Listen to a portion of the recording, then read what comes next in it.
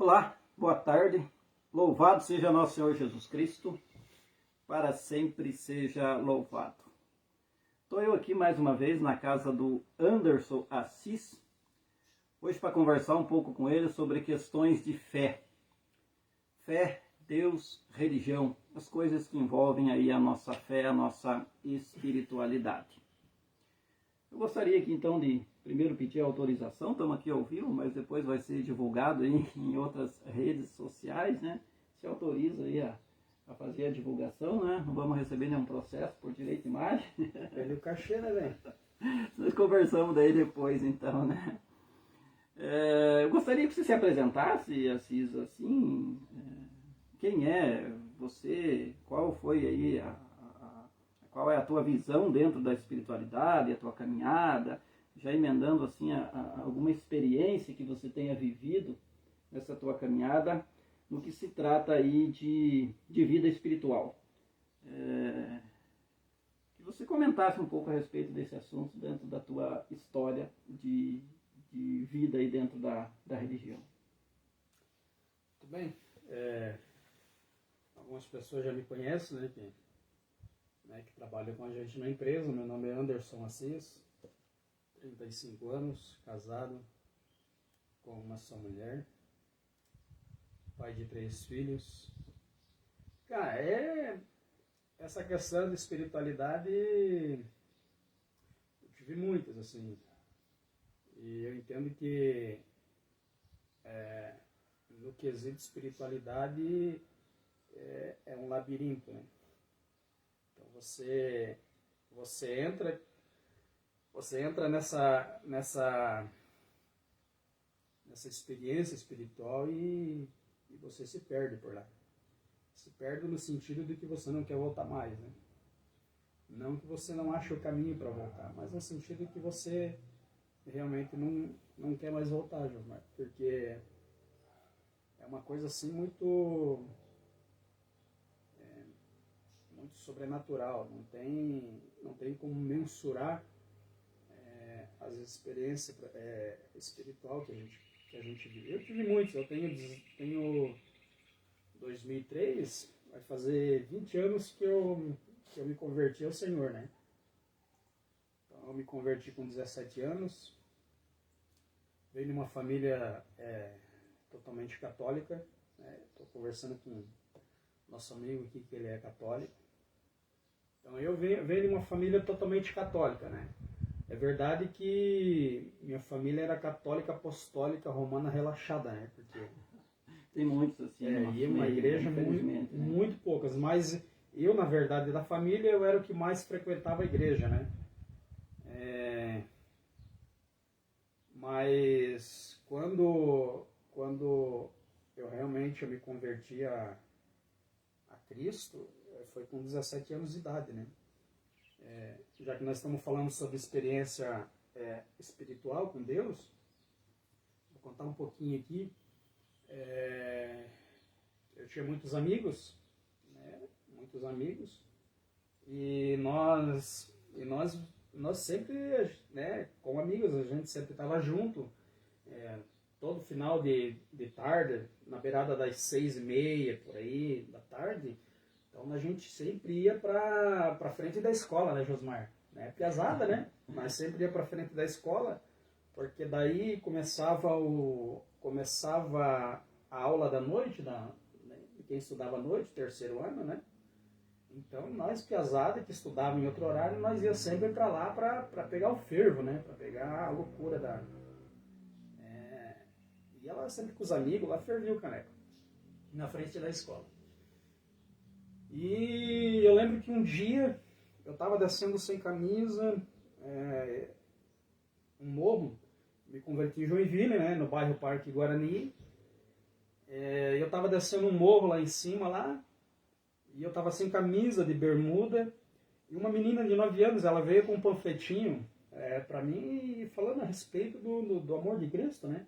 Só que, né, eu era um católico apostólico romano relaxado e, né, peguei aquele panfletinho, as crianças estavam evangelizando, peguei aquele panfletinho, botei no bolso, E fui para casa, né? Sem dar muito valor, né? Não dei valor nenhum, literalmente eu menosprezei, né? E fui para casa, só que aquele bilhetinho ele ficou o dia inteiro no meu, né? Aquele panfletinho ficou o dia inteiro no meu bolso. E daí quando eu cheguei de noite, que daí eu fui tomar banho, que era no sábado, né? No sábado a gente toma banho, né? Uma vez, duas por mês, tem que ser. E daí, rapaz, eu peguei aquele panfletinho assim, e eu botei a mão no bolso e eu senti que tinha eu nem lembrava. E daí eu botei a mão no bolso, eu olhei aquele panfletinho, e daí comecei a ler, Josmar, né? E aquela palavra que estava escrito ali, ela foi assim, tão penetrante que, rapaz, me caiu todos os sentidos, assim, sabe? E eu comecei no dia a dia, assim, eu comecei a meditar em tudo aquilo que estava escrito naquele panfletinho, né? Naquele panfletinho dizia, você acorda, você dorme, você almoça, você dá risada com os amigos, e foi indo, né? A nossa vida cotidiana estava escrito naquele panfletinho, né? E no final do panfletinho estava escrito, eu sou Jesus e não faço parte do seu dia a dia. Rapaz, e aquilo ali mexeu muito comigo, sabe? Eu, 17 anos de idade, um menino, né?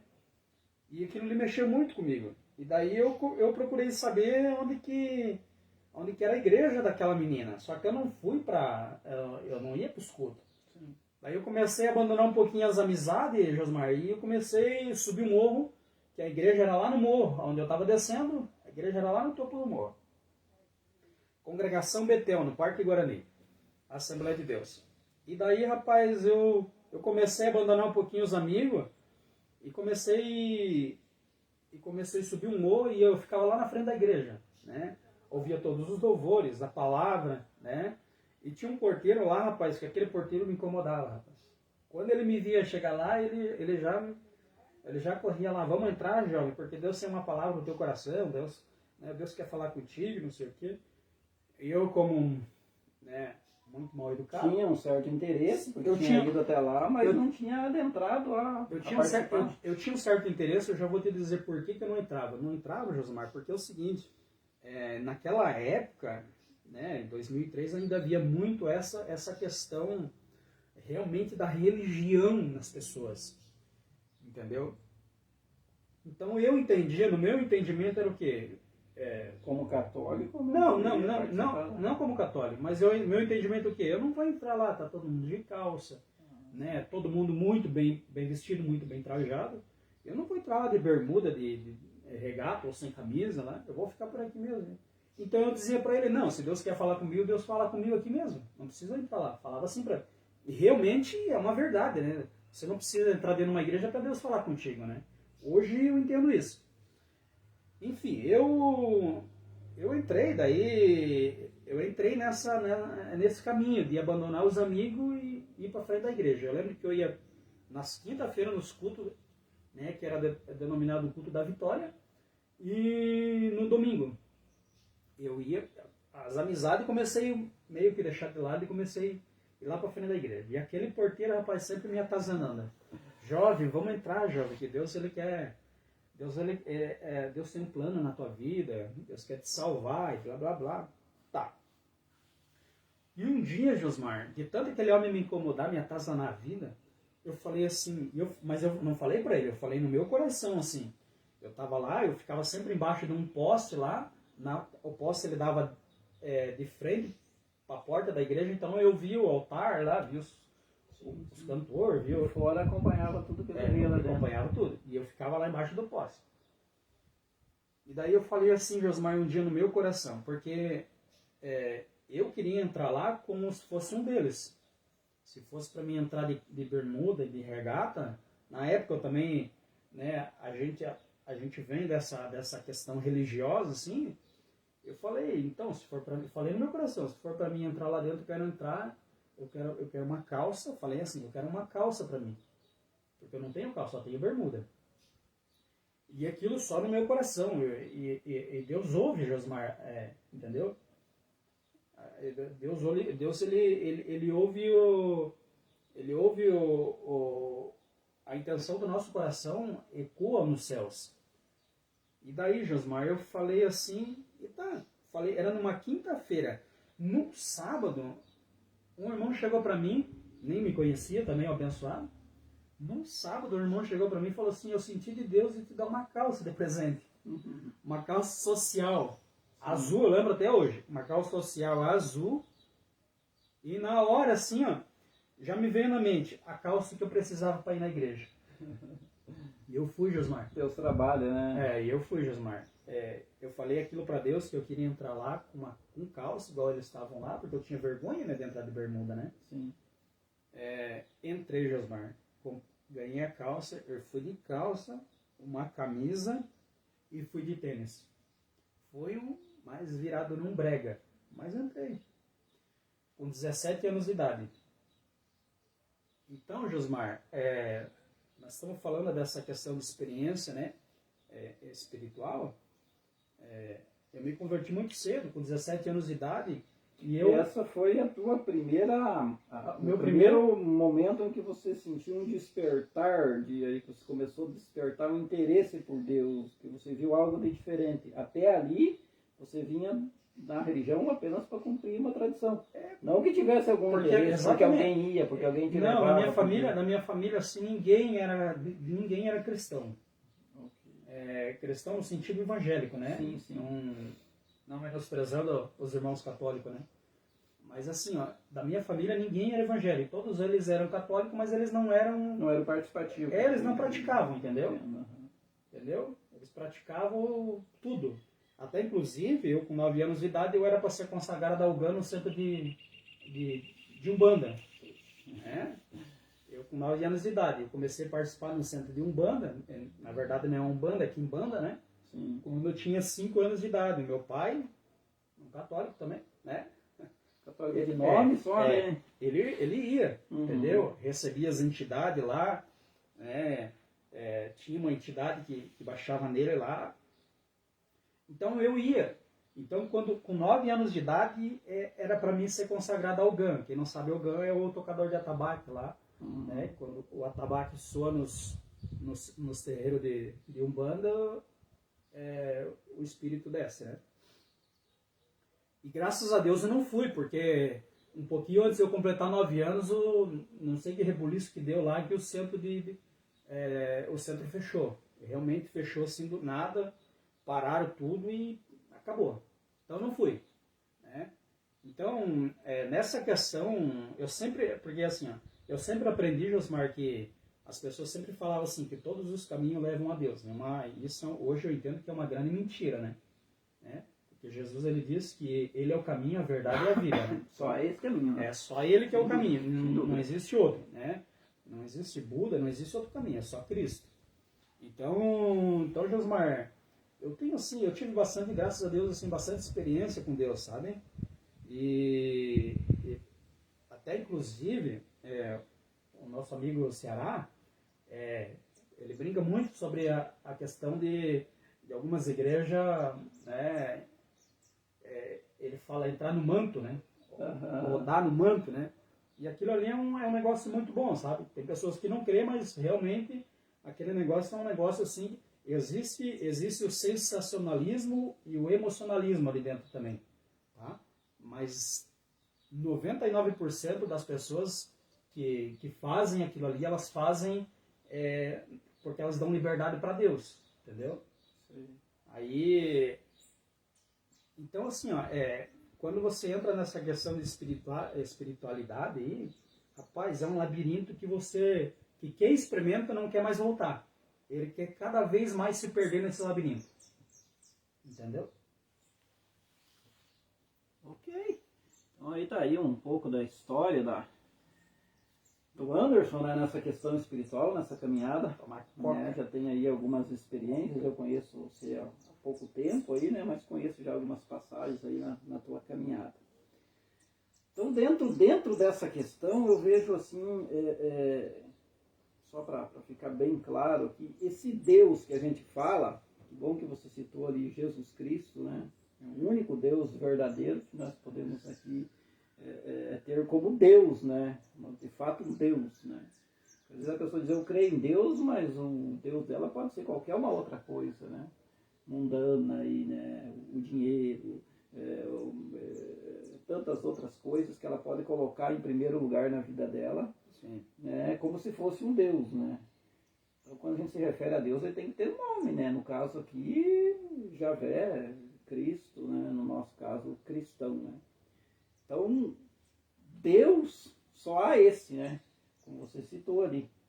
Não existe Buda, não existe Maomé, não existe coisas com outros nomes para nós que professamos a fé cristã. Porque hoje a gente vê muita mistura disso daí, né? Como você falou ali, né? Não são todos os caminhos que levam a Deus. Deus tem um caminho, e é o único caminho. Ele é a ponte que liga o céu e a terra, e pronto. Ele é a verdade e pronto, acabou. Então, quando você se refere a um outro ser como Deus, né, tá errado, não tá correto, só existe um. Eu vejo muito isso, inclusive converso muito em casa sobre isso. Porque às vezes as pessoas falam, porque a religião tanto faz, o importante é que você esteja bem, que você se sinta bem. Será que de fato estar em Deus é se sentir bem? Assim, dentro de um conforto, dentro de uma coisa humana, ou ela é uma questão de fé mesmo? A partir do momento que você tem esse primeiro encontro, do qual você citou, desperta o interesse, você começa a conhecer esse Deus, começa esse processo de conversão, e para você só vai valer aquilo dali, independente se você vai se emocionar, se você não vai. Em todas as circunstâncias, você está naquela fé, independe do teu momento. Senão começa a oscilar, né? Às vezes a gente vê as pessoas mudando muito. Isso, fui em tal lugar, não me senti bem. Espera aí, mano. Não é porque você não se sentiu bem que Deus não estava lá, por exemplo. Às vezes a gente vê hoje muitas pessoas procurando um conforto. Elas querem ir num lugar onde as pessoas passem a mão na cabeça, agradem, digam para ela que ela está no caminho certo, que é por aí mesmo, que ela siga em frente, que vai dar tudo bem, né? Esse Deus que nós falamos, Jesus Cristo, ele é diferente disso, não é? Na tua visão? Independe do meu estado, do meu momento, se eu estou me sentindo bem ali ou não, mas se eu conheço esse Deus, eu sei que eu estou no lugar correto, no lugar certo. Seria nesse sentido, só para deixar aqui bem claro, bem específico, que nem então todos os caminhos não levam para Deus, não. Existe um único caminho. Existe um único caminho. Que independe do meu estado. Que é Cristo, né? Eu sempre falo assim para as pessoas, Josmar, que... né, e a gente arruma muito problema com isso, porque... Sim. Né, porque a gente assim, vê muita treta por aí, né? Porque assim, as pessoas elas confundem, né? Você não precisa você estar trancado dentro de uma igreja, atrofiado dentro de uma igreja, para você alcançar a salvação de Deus. Você não precisa, né? Então, nessa questão de Deus, só deixando claro que Jesus, ele não é Deus, né? O Cristo é Deus. Jesus não. Jesus, ele é homem, né? Então, ele é o segundo homem do céu que desceu, né? E que nos levou a Deus. Né? Então, as pessoas, elas não sabem diferenciar, né? O Cristo é Deus. Jesus não. Jesus, a Bíblia diz que ele é homem. Né? Sim, ele contém os dois nomes justamente por causa da junção aqui entre onde tem Cristo, mas se liga o céu à terra. Né? Mas a Bíblia ela faz separação sim. de Jesus por Cristo. Né? Exato. O Cristo é o Deus dentro do homem, né? No outro lado é a questão humana. Né? Mas Jesus ele não é Deus. Né? Jesus ele é homem. Tanto é que para nós ser salvo a gente tem que crer que um homem deu a vida por todos os outros homens, que é Jesus. Né? Então essa é a salvação de Deus. Você tem que crer que um homem que é do céu desceu e deu a vida por todos os outros homens, ressuscitou ao terceiro dia e foi assunto ao céu. Essa é a salvação de Deus. Então você tem que crer em Jesus. Né? Jesus ou Cristo, não é Jesus Cristo, é Jesus ou Cristo. Né? Ela é bem enfática em dizer Jesus ou Cristo que está dentro do homem. Né? Então Josmar, as pessoas elas não sabem fazer eu também não, a gente também não sabia, Essa né? é uma questão de uma caminhada longa, de uma participação bem ativa, né? De ter esse interesse da qual você expressou para nós que despertou ali aos 17 anos. Isso a gente não consegue de um dia para o outro, né? Sim. Tipo, vou começar lá a participar em tal lugar e quando é na outra semana já está tudo revelado automaticamente e a pessoa já está conhecedora da Na das verdade, coisas. na verdade, É um processo, né? na verdade é um processo, né? Na verdade, assim, já está tudo revelado, nada está encoberto, né, Josmar? Já está tudo revelado. Mas não para a pessoa. Não existe nada encoberto. O que acontece é a progressão da revelação daí, né? As pessoas ela têm que progredir. Conhecimento, né? Dessa Por exemplo, eu quando eu me converti, eu usar uma calça e uma bermuda, aquilo ali era uma revelação exata para mim, naquele momento. Entendeu? Uhum. E se alguém tivesse fora do meu padrão de vida, para mim eu condenava. Uhum. Tá entendendo? Sim. E isso acontece muito, Josmar. Entendeu? Porque se você você não anda no mesmo padrão que eu automaticamente eu te condeno. Entendeu? Isso faz parte do ser humano. Né? Isso faz parte do ser humano, condenar o próximo, né? Mas assim, ó, as pessoas elas têm que entender que igual você tocou na questão de Deus ali, né? Existe o Deus Pai, o Deus Filho e o Deus Espírito Santo, né? Que são 3 pessoas em uma só. E isso é um emaranhado que as pessoas, se nós entrar aqui, isso aí vai dar muito pano para manga. Mas então são 3 indivíduos num só, né? As pessoas não entendem, né? E Deus é isso aí, rapaz. Deus é... Eu até me perdi no assunto que nós estávamos, que já... Então, mas isso é o que, no caso aí dos católicos, eles chamam de trindade, né? O Deus Trino, que é o chamado sinal que eles fazem aqui, que é feito nas celebrações católicas. O Pai, o Filho e o Espírito Santo, aquele gesto do nome do Pai que se chama ali na linguagem popular, assim. São as 3 formas, como você citou, em que Deus se manifestou à humanidade em toda a história, né? Deus Pai, Javé, quando se manifestava a Moisés, depois, né, tive ali a promessa da vinda desse Cristo, né, que veio depois, o Cristo, e daí a promessa do envio do Espírito Santo que foi feito pelo próprio Cristo e que houve aquela manifestação em Pentecostes, né? E então a partir dali, até mesmo para a gente estar aqui, ou a Bíblia cita que até para você dizer Senhor, Senhor, se não for por esse Espírito, a gente não é capaz de fazê-lo. Então tudo que nós fazemos hoje é pelo Espírito Santo, aqui dentro de um contexto espiritual. Senão a gente não consegue, lembrando andar, né? Que a manifestação deles acontece desde o princípio da criação, né? Desde o princípio da criação, da formação do homem, né? Existe a manifestação dos 3 ali, né? Mas o que entrava em evidência era o Deus Pai, né? Sim. Ainda que o Deus Pai ele nunca se revelou a ninguém, né? Então até hoje não se sabe o nome de Deus Pai, entendeu? Jeová não é nome, né? Jiré não é nome. Então, assim, as pessoas elas especulam, né? Sobre a identidade do Deus Pai, mas o Deus Pai ele nunca se revelou a ninguém. Quando perguntaram para ele o que dizer lá, quando ele mandou uma mensagem ali na salsa lá, naquela aparição entre aspas, onde a salsa se queimava, exatamente. Ele foi a informação com que ele deu, né? Eu sou. E acaba por ali. Acabou por ali. O resto é tudo especulação. Na verdade, assim, ó, existe um povo na Terra, né? O povo judeu, eles sabem literalmente o nome do Deus Pai. Só que eles têm muito cuidado com isso.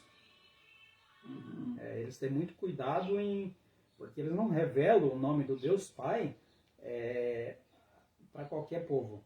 Na verdade, eles nem revelam, né? O povo judeu eles não revelam o nome do Deus Pai para ninguém, na verdade, né? Porque eles têm muito cuidado com essa questão.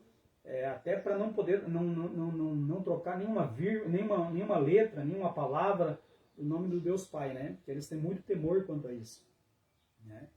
Então, assim, existe, na verdade, o Deus Pai, o Deus Filho e o Espírito Santo, né? Que é o Senhor também, né? Então, todos eles estavam em evidência, desde o início de toda a criação, né? Lá em Gênesis, capítulo 1, lá, quando Deus criou os céus e a terra, lá, já havia evidências dos três lá, né? Só que, igual eu falei, o que entrava em evidência era o Deus Pai, né? Não era, eles só se manifestavam, entendeu? Sim, sim. Por entre as linhas, se você pegar as escrituras ali, entre as linhas, você vai entender que existe a manifestação dos três, né? Mas o que entrava em evidência ali era o Deus Pai. Se são três pessoas e um único Deus, onde está? Um está o todo. Jesus falou, né? Tem Se outra, vocês olharem para mim, vocês vão ver o explicação, Pai. né?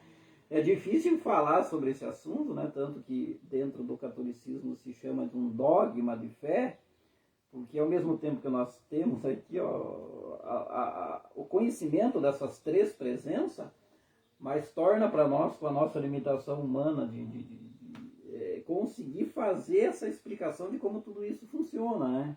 O que nós sabemos é que são três pessoas e um único Deus, né? Onde está um, estão os três, né? Como você citou. Então, nós tivemos o tempo ali onde Deus Pai, né, se manifestava, se apresentava à humanidade, de certa forma. Depois nós tivemos Jesus Cristo e em seguida o Espírito Santo. Em termos, dentro de uma cronologia de tempo. Mas na grande verdade, aonde estava Deus Pai, estavam os três. Depois em Jesus estavam os três e também o Espírito Santo, porque os três são Deus. Né? Não existe essa diferenciação, que eu conheço algumas religiões, aqui não quero aqui citar nome, onde se diminui a presença de Jesus Cristo, de Cristo como Deus. Né? Diz que ele é menor que Deus Pai, Eles falam porque ele veio depois. Né? Então, uns creem que é um profeta. Né? Para a gente aqui, dentro da minha caminhada cristã, dentro daquilo que eu conheço, dentro das minhas experiências na caminhada, daquilo que me foi ensinado, é que os três são Deus. E os três, portanto, têm a mesma autoridade e o mesmo poder. Se você vai ler qualquer trechinho do Evangelho, isso já fica claro. Foi dado a Jesus, a Deus, a Jesus Cristo, todo o poder, toda a honra e toda a glória nos céus e na terra. Exatamente. Então hoje o poder... Então não tem como dizer que Jesus Cristo ele é menor do que Deus Pai. Ele tem menos poder, digamos assim. Não. Como algumas religiões acabam fazendo essa diferenciação. Então o que tem que ficar claro para nós, né, dentro dessa questão, para nós passar para uma outra, eu acho que é isso, né? É que dentro de uma ordem cronológica, nós temos o tempo onde Javé, o eu sou, se manifestava, se apresentava lá para nossos profetas ali para trás, né? Então, e mais à frente, Jesus Cristo, e depois mais à frente, após a ida de Jesus, conforme a promessa, e em Pentecostes a manifestação desse Espírito onde se deu para sentir com os olhos humanos, digamos assim, essa presença, né? Mas os três estavam em todos os lugares, em todos os tempos, com o mesmo poder, com a mesma honra e com a mesma glória. Né? É difícil a gente criar aqui uma explicação, mas o que dá para entender, e isso é uma verdade, acho que claro para todos nós, né? Com certeza, sem dúvida. Sim. Lembrando que hoje o poder dele está na mão de Cristo. Né? O que passa disso acaba sendo uma especulação religiosa por costumes, tradições, achasse que eu estou certo, o outro está errado, nós sabemos mais que uma outra religião, e começa essas coisas que não levam a nada, né? Então, se tratando de fé de Deus, né, de acordo com aquilo que a gente conhece dos textos e da história, é por aí, né, o começo de tudo. E ainda dentro dessa experiência que você teve, que você narrou para nós, com esse Deus trino do qual a gente vem falando, uma coisa que a gente precisava aqui focar um pouco mais, eu acho que é Deus. Para mim, crer em Deus, para mim ter essa fé em Deus, para mim me converter a Deus, digamos assim, eu preciso automaticamente ou necessariamente ter que estar em uma religião, ou eu posso ter essa experiência fora da religião. Como que você, Anderson, dentro da tua caminhada, você vê isso? É possível encontrar-se com esse Deus fora do contexto religioso? Como que você vê? Totalmente possível. Né? Totalmente possível, né? Igual eu te falei. Para você alcançar a salvação de Deus, você não necessita estar dentro de uma igreja.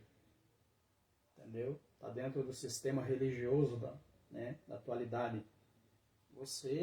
A Bíblia diz que a salvação de Deus é crer e confessar. Então você tem que crer com o coração e confessar Ele com a boca. Se você fizer isso, você é um cara salvo. Você pode nunca ter frequentado uma igreja. E você pode nunca querer ir para dentro de uma igreja. Mas se você crê em Jesus Cristo, e se você confessa Ele como teu Senhor, salvo. Por quê? Porque a salvação ela é um dom de Deus. Né? Ela é um dom e é um dom gratuito. E todos os dons que Deus dá, eles são irrevogáveis. Não tem como anular os dons. Se Deus te dá um dom, Ele não tira mais.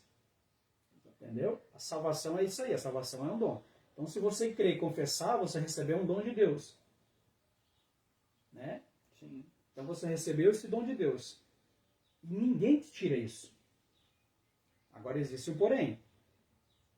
Se você crê em Jesus Cristo, e confessa a Ele diante dos homens que Ele é... Porque tem isso, né? Nós temos que crer e confessar diante dos homens. Então, assim, ó, se você crê em Jesus Cristo e confessa Ele diante dos homens, mas você abandona o Senhor, e você não faz... Você não tem obras... Aí, meu amigão, aí a Bíblia diz que existe uma disciplina para essas pessoas. Entrando nessa questão, já que você vem colocando aqui, não, mas é uma questão que se discute muito nos nossos dias hoje. É uma pauta, digamos assim, que está em evidência sobre essa questão da fé, da salvação. Ela vem pela fé ou pela obra? A salvação ela vem pela fé em Deus, ou seja, ou ela tem que ter a necessidade da obra. Por exemplo, muita gente diz que eu creio em Deus, creio em Jesus Cristo como Deus, né, como meu Salvador, confesso os meus pecados e sou salvo. Ou eu preciso demonstrar isso com obras? Como que você vê essa questão? A salvação ela vem pela fé sem a necessidade da obra? Ou ela precisa das duas? Da fé e da obra? Ou ela precisa só da obra? Uma outra hipótese que é quase que nula aqui. Como que você vê isso? Que é uma questão que a gente vê sendo discutida muito hoje, principalmente nas redes sociais aí, né?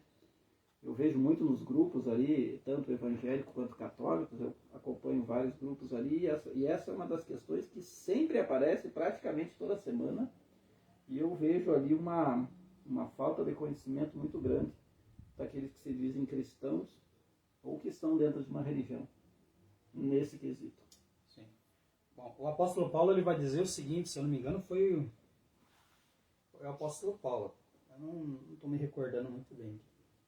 Mas ele vai dizer que Deus ele preparou algumas obras para que a gente possa andar nelas. Né? Então existem obras que Deus ele preparou para nós para que a gente possa andar nelas. E essas obras elas são para justificação. Né? Agora para a salvação não. Para a salvação você basta crer e confessar, mais nada. É a única coisa é o único quesito que necessita ter é crer e confessar, mais nada. É igual eu falei, você pode nunca mais frequentar uma igreja ou nunca ter ido, mas se você crê e confessa, tem que crer e confessar. Você é um cara salvo. Não necessita de obras para você alcançar a salvação. A obra, elas são frutos do Espírito, fruto do Espírito, porque não existe frutos, né? É fruto do Espírito, entendeu?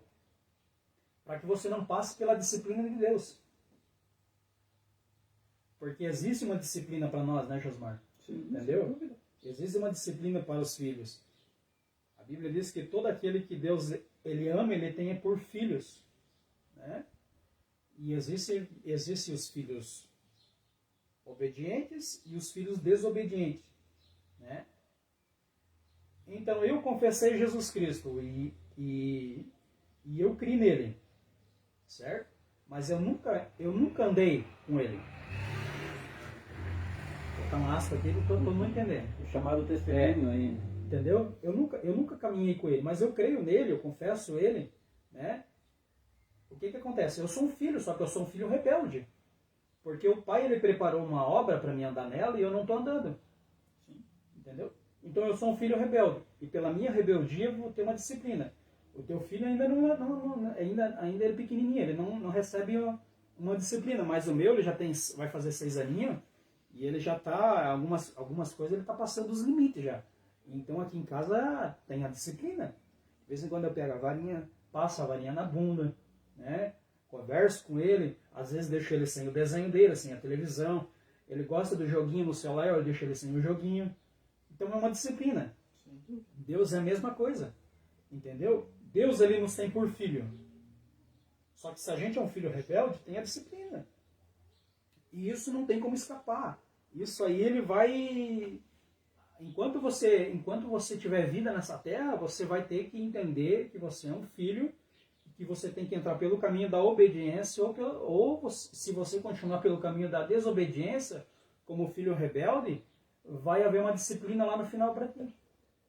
Então a salvação, com certeza absoluta, podemos afirmar que ela vem através da fé. E isso está em evidência em todas as cartas, inclusive Romanos fala. Inclusive você citou de Paulo, né? Paulo, Pedro, todos eles, ali, os apóstolos que escreveram as cartas, né, no Novo Testamento, falam, afirmam e reafirmam isso daí. Né? Muito claro, né, para nós aí que professamos a fé cristã, isso, né?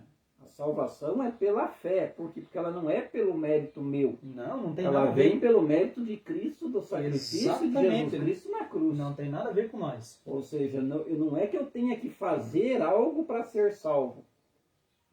Cabe a mim crer naquilo que Cristo fez, e por aquilo que Cristo fez, nós somos justificados das nossas falhas a partir da fé nos nossos pecados.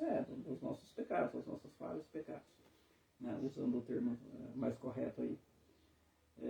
Mas essa salvação, ela vem pelos méritos daquilo que Cristo fez, não é do que eu fiz. Exatamente. Entende? Daquilo que Jesus Agora, fez. a obra é natural que ela venha acontecer.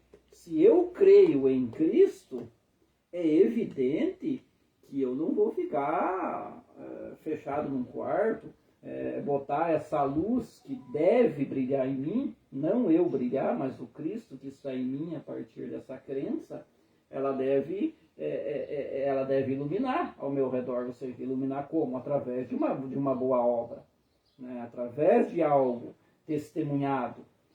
Isso ocorre, não com todas as pessoas, com algumas, como você mesmo já citou ali, mas não é a obra que traz a salvação.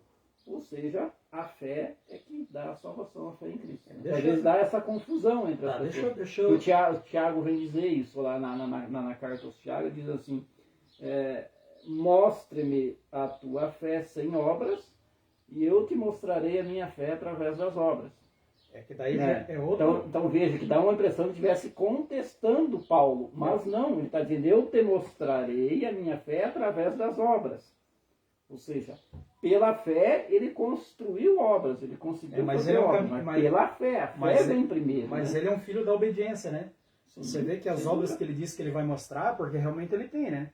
Entendeu? Porque ele entrou pelo caminho da obediência. Agora tem muita gente que ele só crê e confessa, mas ele não... ele acaba não praticando nada. Sim. Entendeu? Então deixa eu só ponderar aqui uma coisa aqui, para que fique claro. Estamos aqui num diálogo e aprendendo juntos, trocando experiências. O que acontece assim, ó, né? Primeiro que a Bíblia diz que não é nós que aceitamos ele, né? A Bíblia diz que nós o amamos porque ele nos amou primeiro, né? Então Então é ele que nos aceita, não é nós que estamos aceitando ele, né? Como costumam dizer por aí que, eu aceitei Jesus. Não é que você aceitou, é que Jesus se aceitou, né? E chegou o tempo te buscou lá onde você estava, chegou, te levou lá com alguns dias na porta de um determinado tempo, né? Chegou deixou o um tempo lá, né? Queria você no caminho, na obra dele, mas ele precisa fazer todo esse processo. Não é que Deus vai vir lá do céu, vai vir... Não, ele usa as pessoas que estão aqui nessa terra, um convite, alguém, no caso que você deixou bem enfatizado ali, um porteiro, né? Alguém, porteiro. Isso, que te chamou muito a atenção ali, pode saber que essa pessoa estava sendo usada. Sim, ele tem um galardão dele por isso. Isso, Josmar, isso é uma obra, entendeu? Que Deus ele preparou para esse porteiro para que ele andasse nessa obra. E ele, com o bom sentido da palavra, ele me infernizou até que eu entrasse dentro da igreja. Então, para isso, exatamente, para isso ele tem um galardão. Ele vai receber uma recompensa por isso. Né? Não é nessa vida, é na vindoura, mas vai receber um galardão. Então, Josmar, só voltando lá para a gente ponderar bem isso aí, o que acontece? Quando a pessoa, é bom as pessoas ficarem sabendo disso, porque é o seguinte, né? Elas creem, confessam e elas abandonam e vão viver as suas vidas. Né? Então, só para esclarecer. Claro. Então, assim, quando a gente crê e confessa, automaticamente a gente recebe a salvação de Deus.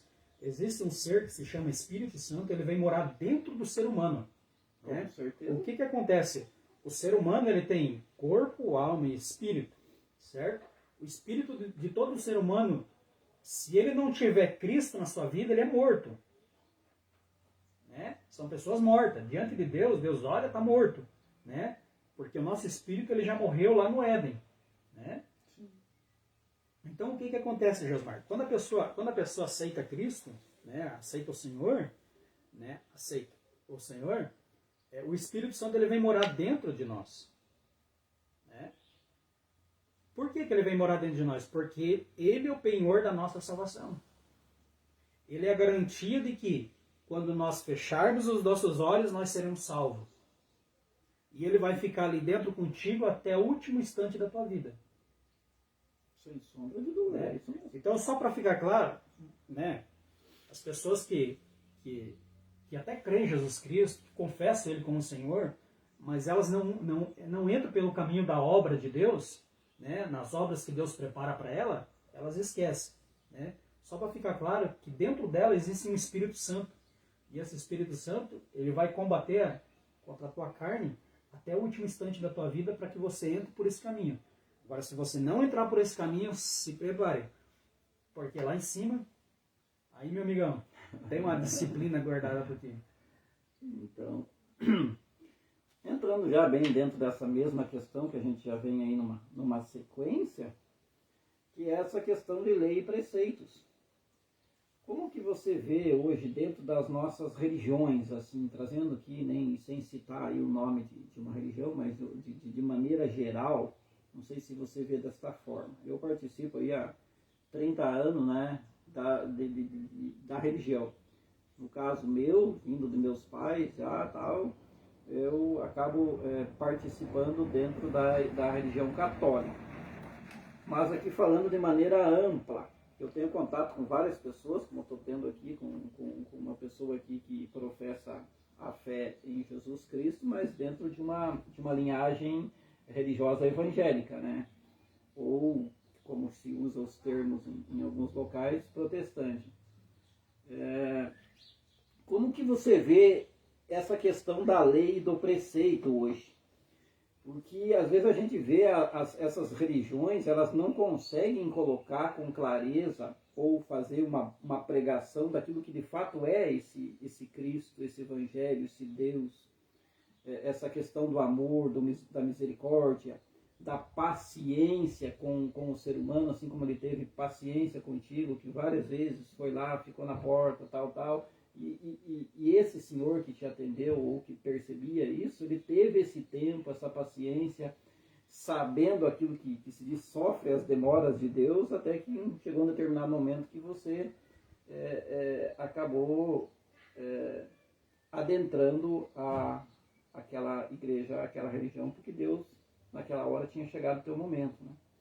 Dentro das nossas religiões hoje, eles não estão colocando muito, primeiro, a lei e o preceito, antes desse evangelho, antes desse acolhimento, antes de dar esse tempo para que a pessoa que está chegando, um membro novo, alguém que foi fazer uma visita numa determinada igreja em um momento, se encontre com esse Deus, tenha esse encontro pessoal com esse Deus, tenha essa relação mais íntima, para depois se colocar essa questão das leis e preceitos religiosos.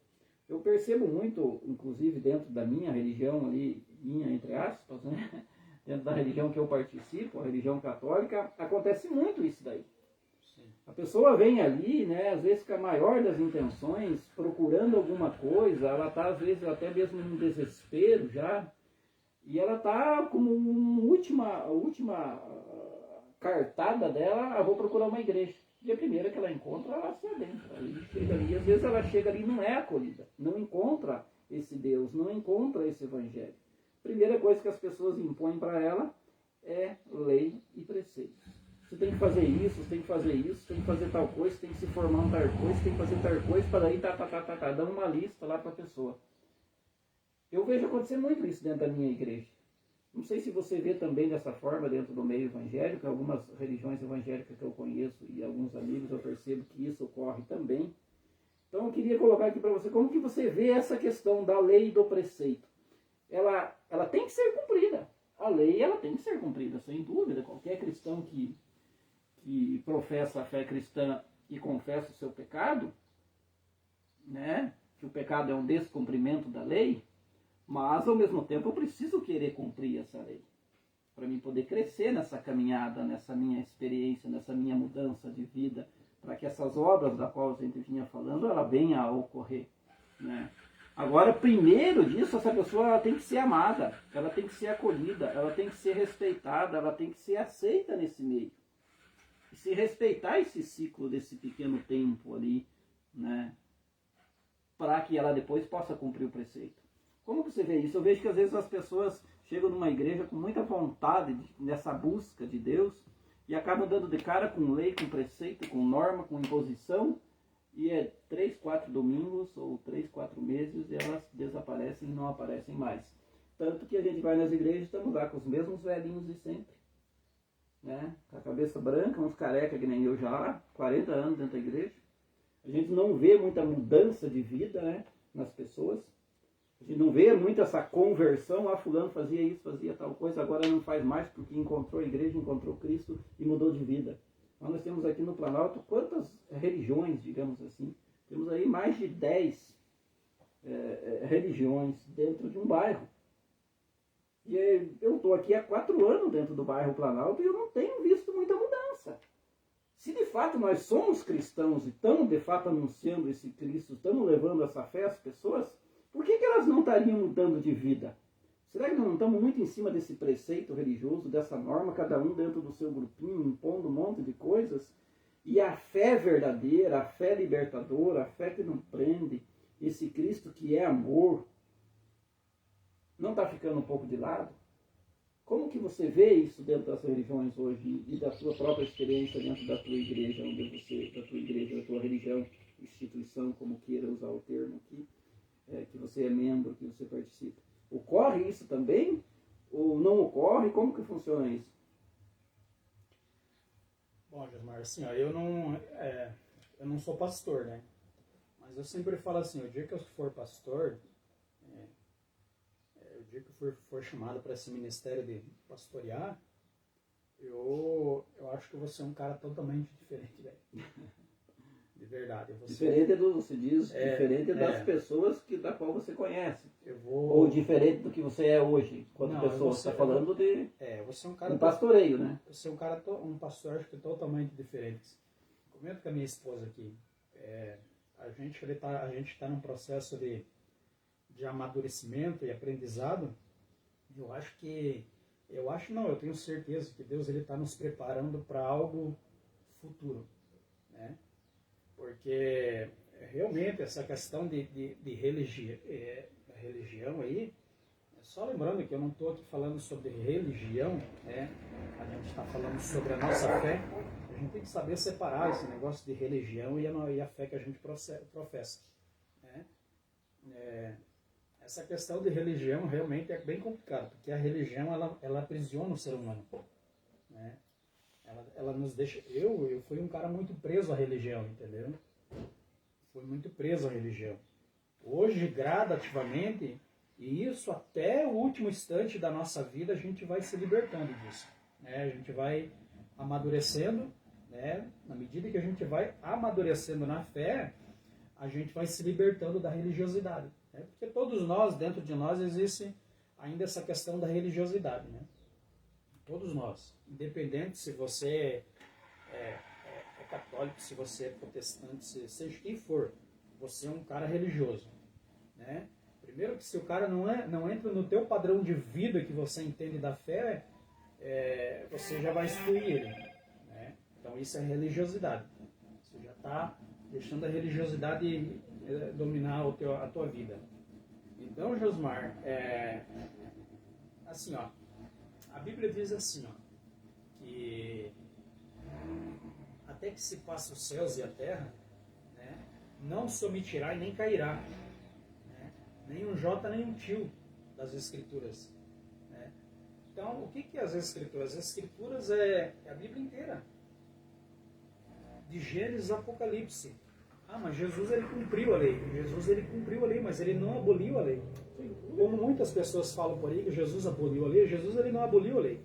Jesus ele cumpriu ela. Inclusive está no Evangelho. Se não me engano, no Evangelho de Mateus isso fica com muita clareza. Sim, Jesus ele cumpriu a lei, né? Então Jesus ele cumpriu todas as leis, todos os preceitos. Por exemplo, as pessoas falam assim, mas isso é Antigo Testamento. Quando a gente vai pregar o Antigo Testamento, as pessoas mas isso é Antigo Testamento. Até você mesmo já me falou, não, mas isso é livro histórico, né? Não é livro, realmente é um livro histórico, né? Que vai contar a história do povo hebreu, né? Das obras que Deus fez no meio deles, mas é a Bíblia, né? Se a gente for pegar por esse lado, porque é Antigo Testamento, mas no Antigo Testamento diz o seguinte, isso é uma lei de Deus, que nós devemos honrar pai e mãe. Mas é Antigo Testamento, então você também não deve honrar o teu pai e tua mãe, né? Porque é Antigo Testamento. Então se a gente for pegar por esse caminho, por essa vertente, rapaz, a gente não vai pregar a Bíblia. Entendeu? Porque tem pessoas que elas dão muito valor de Jesus em diante. E esquece, entendeu? O escritor aos Hebreus ele vai dizer que o Antigo Testamento é o aio do Novo. Ou seja, é o tutor, é aquele que pegou na mão do Novo Testamento e está levando, entendeu? É o aio. Então a gente não pode abolir isso aí. Se Jesus ele não aboliu, a gente não pode abolir. Então assim, as pessoas elas deve-se cumprir a lei, você não é obrigado, porque Jesus já cumpriu. Mas, por exemplo, comer uma carne de porco é pecado ou não é? Responda você para mim. Quem sou eu para te dar uma resposta assim, mas no meu pessoal, dentro daquilo que eu conheço, não. Para mim, eu te diria o porquê. Porque o Cristo fala isso, o Paulo fala isso, todas as cartas ali, Gálatas, Romanos, o apóstolo Paulo sobre essa questão. Ele diz que nós podemos comer tudo que tem no açougue, né? Sim, tipo assim, não é, ele faz essa afirmativa, não é o que entra pela boca que contamina o homem, mas sim o que sai dele. Então, ou seja, a maldade, ela está na pessoa. Ela não vem lá, por exemplo, da carne do porco, ela não vem do chocolate, ela não vem da cerveja, ela não vem de um jogo de baralho, ela não vem... Não, a maldade, ela está onde? Ela está no coração do homem, ela está na pessoa. Então, eu vejo baseado nessas coisas que, claro, se a pessoa não quer comer uma carne de porco, ela não é obrigada, ela tem essa opção. Agora, se ela come, eu vejo que ela não peca. Não vejo como pecado, como é o que narrava no Antigo Testamento. Sim, mas então, nesse sentido é a minha opinião. Mas a Bíblia diz lá em Levítico também, né? A Bíblia diz que é pecado. E daí? Sim, mas é exatamente por causa dessa questão. É aí que nós precisamos entender quando eu falo para você e brinco com você sobre a questão do Antigo Testamento. Porque são essas coisas que o Cristo veio e não deu valor. Ou seja, ele veio e colocou essas leis abaixo do amor, da misericórdia, O que que Jesus Cristo enfatizou e usou em todo o seu evangelho? Ele colocou todo mundo igual, no mesmo patamar. Sim. Então, todas as religiões que viviam igual nós vivemos As hoje. religiões não, as pessoas. Na época, se brigando, tipo, o judeu com o samaritano, com o grego, com não sei o que, viviam discutindo se fazia culto no Monte Gazim, no Monte Horeb, no Monte não sei o que, viviam naquela coisa. O judeu, se tivesse contato com o samaritano, ele tinha que cumprir um ritual lá de tantos dias para se purificar, porque eles se consideravam mais santos, entre aspas, aqui o santo, se consideravam, vamos usar outro termo, se consideravam melhores que os outros. Então isso é que Jesus Cristo veio e quebrou. E eles faziam isso por quê? Por causa da lei. Eles tinham a lei como se fosse basicamente o Deus deles. Se você cumprisse a lei, estava ok. Se você não cumprisse a lei religiosa deles aqui, você era considerado um herege, alguém que não podia nem mesmo ser chamado de irmão. Então é essa radicalidade, e é por isso que eu coloquei esse tema, que é do qual a gente já vem entrando e falando dele, sobre a lei e o preceito. O que tem que vir antes aqui? O amor, a misericórdia, e eu preciso saber que eu sou falho, você é falho, eu como católico falho feio, você como evangélico falha feio, por quê? Por causa da nossa humanidade, entende? Qualquer um outro de uma outra religião, de uma outra linhagem, também. Então o que Cristo vem e faz? Ele sabe que nós não cumprimos a lei. Porque nós somos todos pecadores. O que é o pecado? O pecado é o não cumprimento da lei. Basicamente, ninguém de nós é capaz de cumprir essa lei. A lei é boa. A lei é boa, a lei é justa, a lei é correta, perfeito. Quem é mau? Nós, pessoas falhas, humanas, na nossa carne, na nossa fragilidade, na nossa fraqueza. Se nós não estivermos em Deus, nós não cumprimos nenhum lado da lei. Nós estando em Deus, nas nossas fraquezas, nós conseguimos dar alguns passos. Então o que o Antigo Testamento fazia? Que é onde eu digo para você que é bastante histórico, que foi eliminado da questão em Cristo. Porque Cristo ele é a plenitude, ele é o único que cumpriu toda essa lei.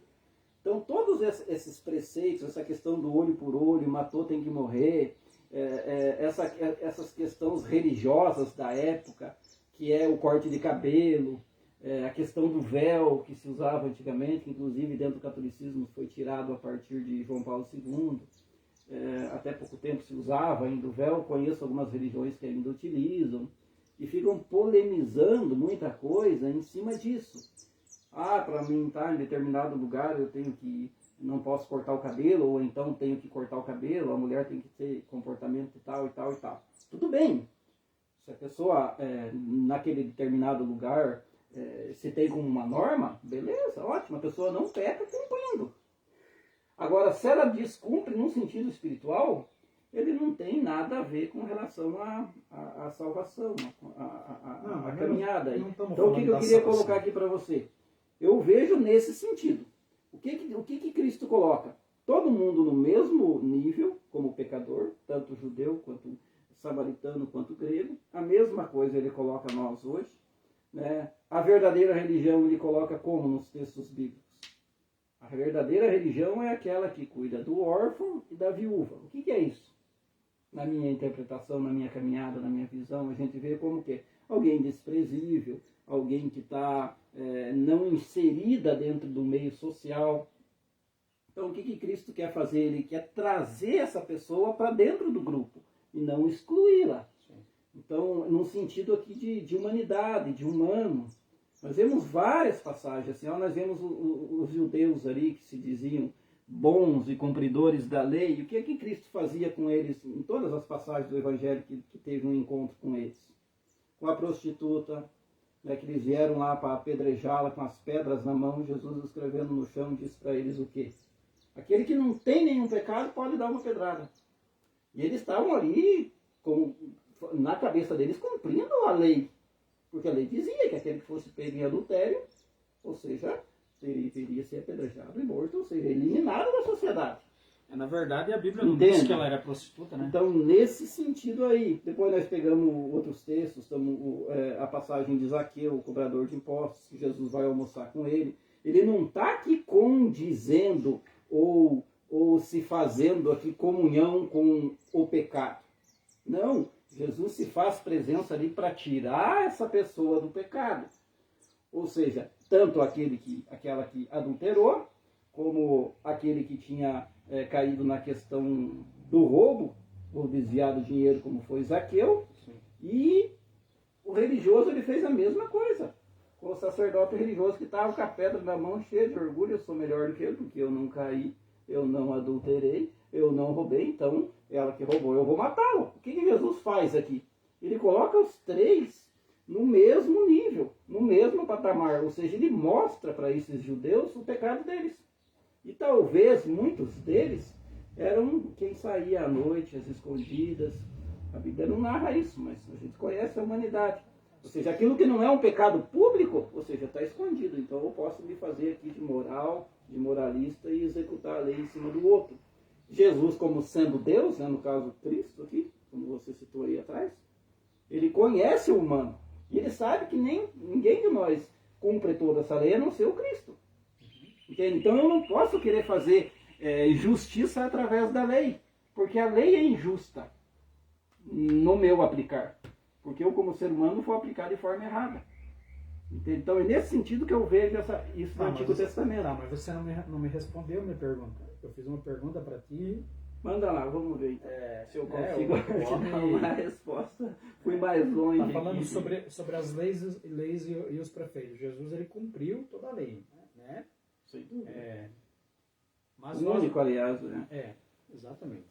Nem Moisés, que foi o receptor da lei, conseguiu cumprir a lei, né? E olha que não era pouquinha lei, né? Sabe quantas leis que era?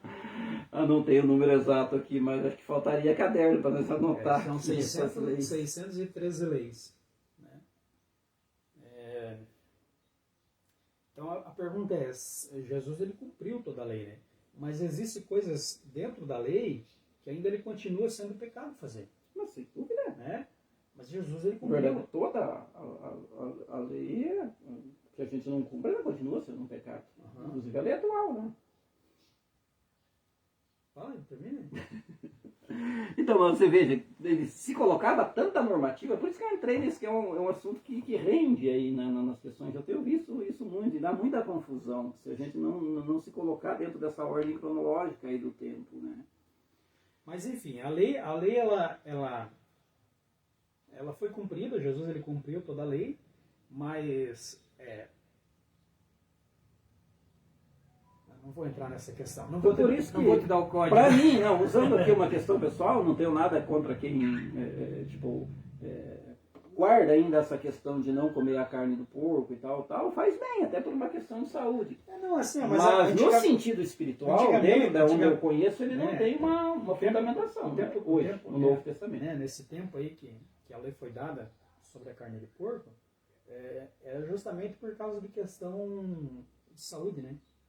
Hoje existem muitos tratamentos que antigamente existia o chamado bicho do porco, né? Então, era Deus cuidando do seu povo, né? Por isso que existia essa lei, porque Deus estava cuidando da saúde do seu povo, né? Por isso que havia essa proibição de comer carne de porco, né? Sim. Né? Porque não havia medicina avançada. E algumas religiões... Hoje não. Hoje algumas religiões também citam hoje você pode comer à vontade, porque hoje existe muito tratamento em cima da carne suína, né? Mas existem algumas coisas inseridas ali na lei que ainda é pecado comer, tem gente que come. Né? Não é só a carne de porco, existem muitas outras coisas que a gente... E realmente a gente come porque é muito bom mesmo, entendeu? Mas os nossos pecados já estão justificados por Cristo, então está tudo certo. Né? Então, é uma questão aí de bom senso, eu vejo, né? Essas questões que não há necessidade de nós polemizar esse assunto, porque ele já é polêmico aí dentro dos contextos religiosos e as pessoas aí às vezes cometem muito mais erro discutindo o assunto do que comendo do próprio alimento, né? Então eu fico querendo se autoafirmar em cima dessas questões que eu vejo que é desnecessária. É uma questão mais de bom senso. Num sentido espiritual, eu vejo que quem come carne de porco não peca e quem não come faz melhor ainda. Mas usando o termo que Paulo usa, exatamente isso. Quem não come a carne de porco faz melhor ainda. Não vai te diminuir nada se você não comer uma carne de porco. Muito pelo contrário, você está cumprindo o mandamento do Senhor e isso aí vai te ser muito útil na eternidade. Acredite. Né? Se é difícil cumprir? É difícil cumprir. Nem Moisés, ele cumpriu a lei. Mas, se você conseguir algumas coisas, ok. E ela entra meio dentro de uma questão do jejum. Eu não sei se você... Ou mais por uma questão de querer cumprir aquela... Eu vou contar uma historinha bem curtinha aqui, rápida. Um determinado dia alguém foi almoçar na minha casa e era na semana de Quaresma. Não fui eu. Não, sem dúvida. Eu morava ainda no Turvo ainda. Um rapaz foi um determinado dia fazer um trabalho para mim em casa, com o filho dele, e eles trabalharam lá até meio-dia, o meio-dia foram almoçar, né? E de costume, né, a gente, na sexta-feira, na quarta-feira, eu como católico, a gente guarda um pouco, procura respeitar esses preceitos aí, de segurar um pouco essa questão da carne nesses dias aí, durante os 40 dias da Quaresma, mas não tem nada a ver com uma questão espiritual, é com uma questão de autodomínio teu mesmo. E isso é um treinamento muito bom, não só com a carne, pode ser com com outro alimento. No nosso caso, se fala mais da carne, porque carne todo mundo gosta, dificilmente quem não come, né? Então, quando você faz, de certa forma, um certo sacrifício de rejeitar por um determinado tempo aquilo ali, por um autocontrole teu, por um autodomínio teu, nesse sentido faz muito bem. Mas você precisa querer isso daí, não pode ser uma imposição. E aí, esse determinado senhor foi almoçar em casa e a mulher falou para mim o que eu faço para o almoço. Eu falei, não, pode fazer normal, uma carne tranquila. Nós estamos fazendo jejum, mas vai saber se outra pessoa que veio almoçar aqui vai. Eu não vou impor para ele aquilo que eu estou fazendo. Minha visita em casa, fazer a alimentação tranquila. Chegando na hora do almoço, quem quiser se alimentar e comer a carne normal, vai comer. Quem não quiser, optar por não comer, beleza. Não pode ser uma imposição. Não. Então, e aí o rapazinho mal de fome, né? Fome, já passados de meio-dia, chegou correndo, se alimentou ali, correndo, encheu o prato dele, foi lá na panela, pegou a carne e tal. E quando ele sentou com aquela vontade para almoçar, sabe? O pai dele falou, poxa, mas hoje é sexta-feira da Quaresma. Você está pegando carne? Falou para ele. O piá pegou assim, mas parece que se apavorou, sabe? Tomou aquele susto, pegou aquela carne e jogou de volta para a panela, sabe? E ele ficou aquela situação assim, peraí, mas o que é válido aí, entende? O rapazinho nem estava lembrando depois, ele estava por um preceito, por aquilo que o pai lembrou. Ele então quis cumprir o preceito. A religião. É a religião. Por um preceito, mas não tinha nenhuma atitude fundamentada nele, nenhum propósito nele, digamos assim, nenhuma vontade de iniciativa pessoal dele, que é o que de fato vale, de cumprir aquilo. Estava cumprindo porque o pai exigia, e a religião, e a tradição, e não sei o quê. Então, que valor teria? A meu ver, nada. Então eu vejo mais ou menos nesse sentido aí, já trazendo também para essa questão do jejum, um pouco disso que a gente comentou para trás, entra dentro da questão do jejum, que pode ser a carne, pode ser um chocolate, pode ser uma bebida, para quem gosta. Né? Daí não é jejum, né? Porque o jejum se você for levar ao pé da letra, se você for levar pelo lado bíblico, espiritualmente ali, né? O jejum é o jejum que Jesus fez, né? Você não pode comer nem beber, né? Tem que ser seco, né? Se você for levar pelo lado... Agora, se você quer emagrecer, eu vou fazer um jejum de... não vou mais tomar Coca-Cola, que nós estamos tomando aqui. Não vou mais tomar Coca-Cola. Beleza, né? Não vou mais comer pão. Beleza, é o teu jejum ali, né? Mas daí não tem nada a ver com a parte espiritual. Aí é um benefício para o teu corpo, né? É o treinamento, é o controle. Exatamente. Se você for ver, isso daí ajuda muito a gente. Eu falo isso por experiência própria. Eu, na época, fazia farra. Eu tive um tempo no seminário, Manuel Ribas, e lá a gente fazia 5 minutos. Pode ver que a gente está aqui há um determinado tempo, mas em nenhum momento nós estamos quietos, parados, estátua. A gente está passando a mão no cabelo, está lá, puxa uma perna, a gente não se domina. Né? Quando automaticamente você está se movimentando. Lá a gente fazia um trabalho assim, não era imposto, era proposto, é diferente. Você chega lá, vamos hoje procurar fazer, ficar 5 minutos concentrado, sem se movimentar. 5 minutos por uma semana. Cara, é difícil. Você ir lá, por exemplo, na igreja lá, Entra lá dentro da igreja, senta no banco, fica lá como se estivesse fazendo uma meditação, ou fazendo uma meditação, melhor dizendo, e se autocontrolando o teu corpo, teus movimentos. É difícil fazer isso. É um treinamento. 5 minutos na primeira semana, aí de repente quando chega na sexta-feira já está fácil 5 minutos. Você já consegue fazer. Aí na próxima semana aumenta um pouquinho para 10. De repente para meia hora, de repente para 2 horas. Aí, na época eu achava isso uma palhaçada. Meu Deus do céu, para que fazer isso? Parece uma brincadeira de criança, né? Mas eu percebi logo à frente o quanto que isso me ajudava. O quanto que isso me ajudou a me autocontrolar nas minhas emoções. Na hora que você tem raiva, você segurar ali aquela pressão. Na hora de você ir falar um palavrão, na hora de você ofender uma pessoa, coisas desse tipo, você começa a se autodominar, não só a sua expressão por movimento de membro, mas das tuas emoções, do teu sentimento e por aí afora vai. Então, nesse sentido, esse tipo de trabalho ele é muito bom. Agora, se tem um valor lá no sentido espiritual, não, eu quero crer que não. Né? Mas dentro desse contexto aqui, que vai te fazer bem para a vida, vai. Uma pessoa que bebe, por que ela bebe? Sem controle. Tem gente que chega lá que quer acabar com o estoque da cerveja, por exemplo, da cachaça. Tomar um traguinho de cachaça, de vinho, de qualquer uma outra, não faz mal para ninguém, não é prejudicial para ninguém, desde que essa pessoa tenha o autocontrole de si. Agora, se ela sabe que ela é uma pessoa descontrolada, ela chega lá, toma 1, 10, 15, 20, quando vê tá no chão, aí lascou, né? Essa é uma pessoa descontrolada, ela não tem domínio dela, dos desejos, do gosto. Isso é na questão da sexualidade. Tem homem que passa uma mulher ali, ele pode ter a mulher dele em casa, a família dele, mas ele sai correndo atrás no rabo de saia. Por quê? Ele não tem controle sobre a sua sexualidade, sobre os seus impulsos sexuais. Sim. E por aí afora. Então, nesse sentido, isso faz bem, esses trabalhos. E eu vi isso na prática acontecer na época que eu tive ali no seminário, e esses exercícios que se fazia lá me ajudou muito depois para a minha vida pessoal para frente. Por aí? Não vamos polemizar muito o assunto aqui, nós já estamos alongando o nosso tempo aqui. Que hora se tem aí? Essa hora aqui está 4h30. E aí vamos mais uns minutinhos aí, já vamos encerrando essa nossa conversa, que se a gente for dar corda para nós dois, nós ficamos o dia inteiro conversando aqui. Mais e passamos mais, né? Fala pelos cotovelos. Eu comecei a falar agora, né, no início do vídeo, eu fiquei só ouvindo.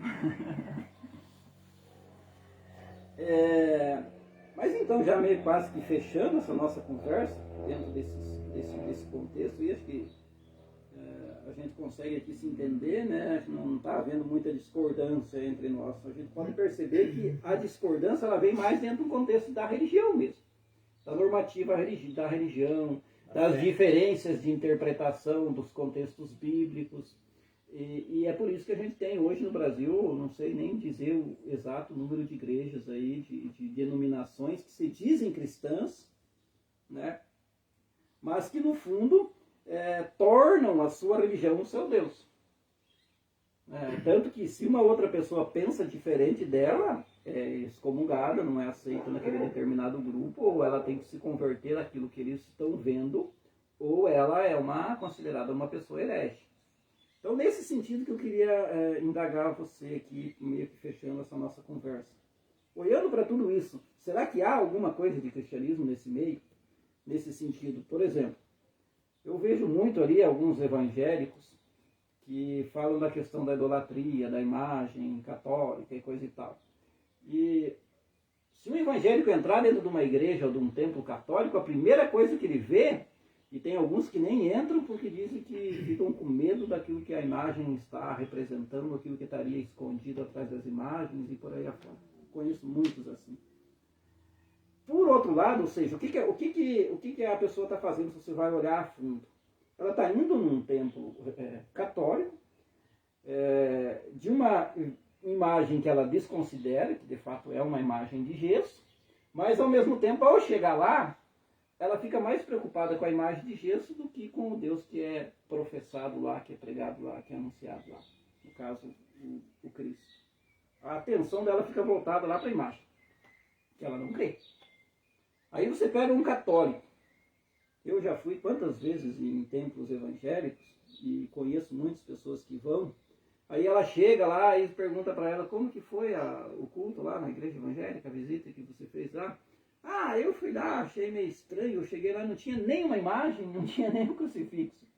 Veja onde ela está procurando Deus.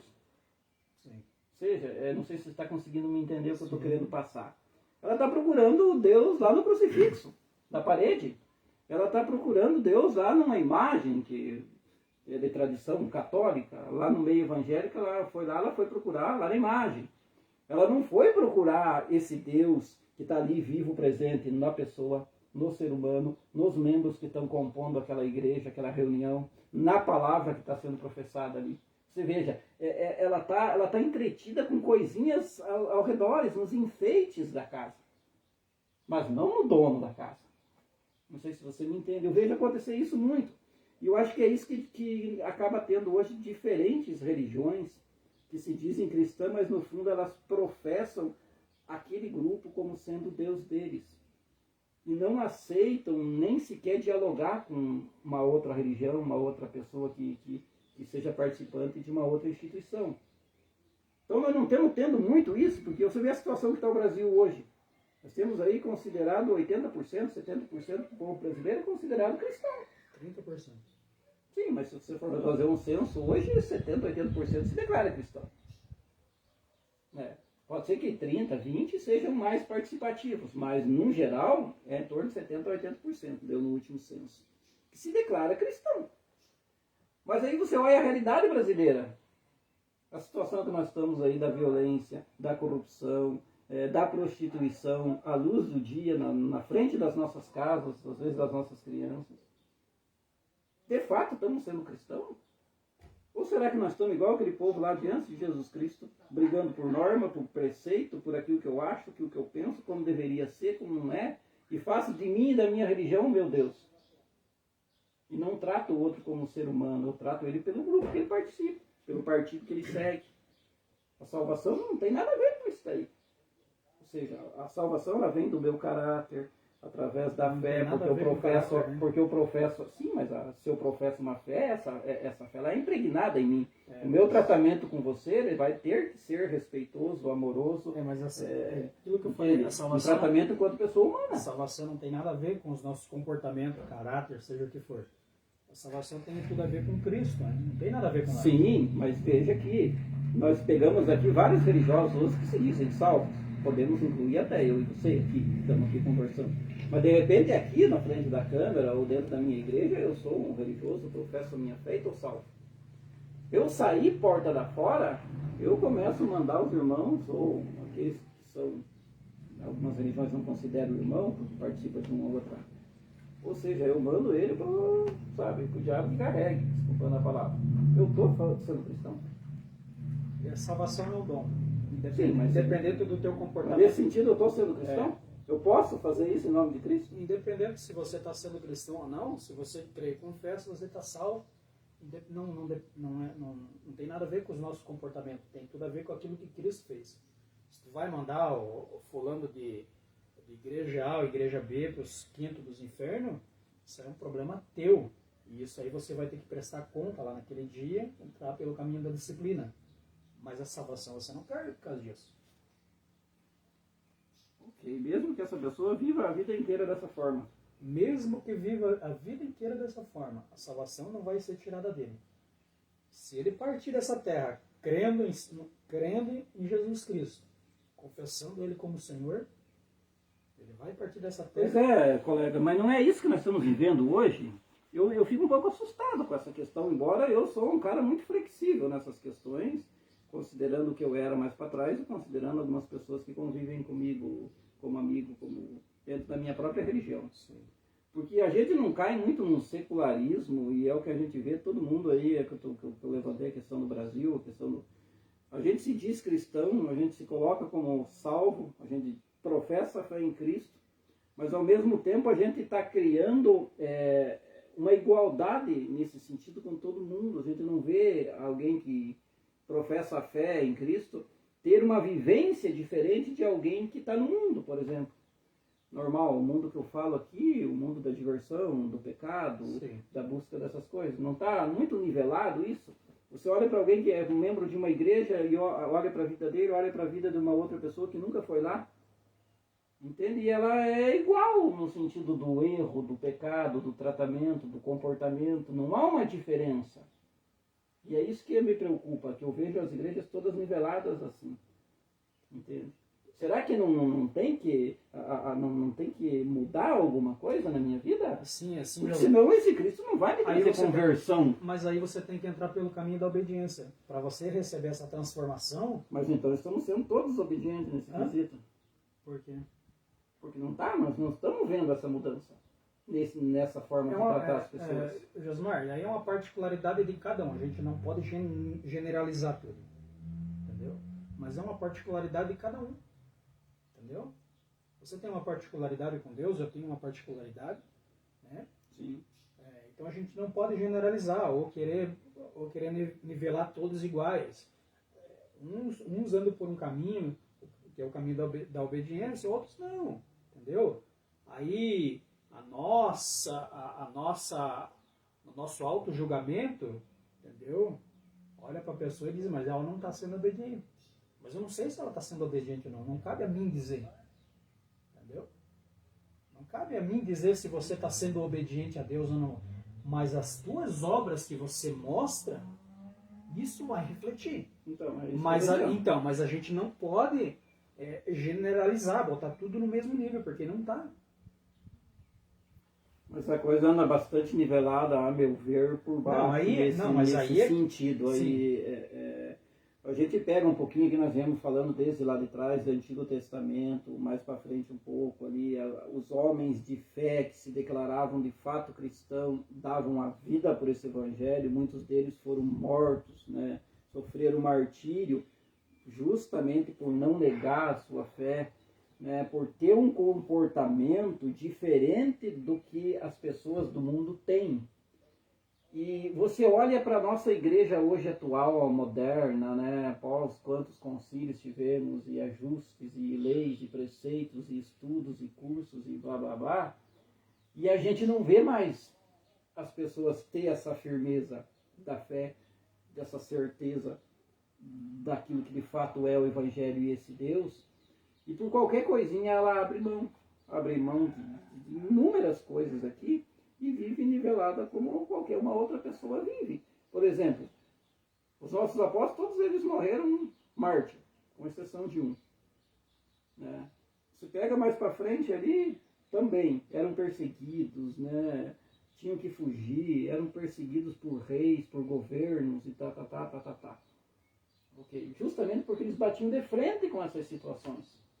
E hoje não, hoje nós vemos o contrário. Hoje você vê as pessoas enriquecendo, às vezes, entre aspas, no nome de Deus, dentro de templos religiosos. Nós vemos religiões em nome de Deus fazendo política partidária e politicagem. Nós vemos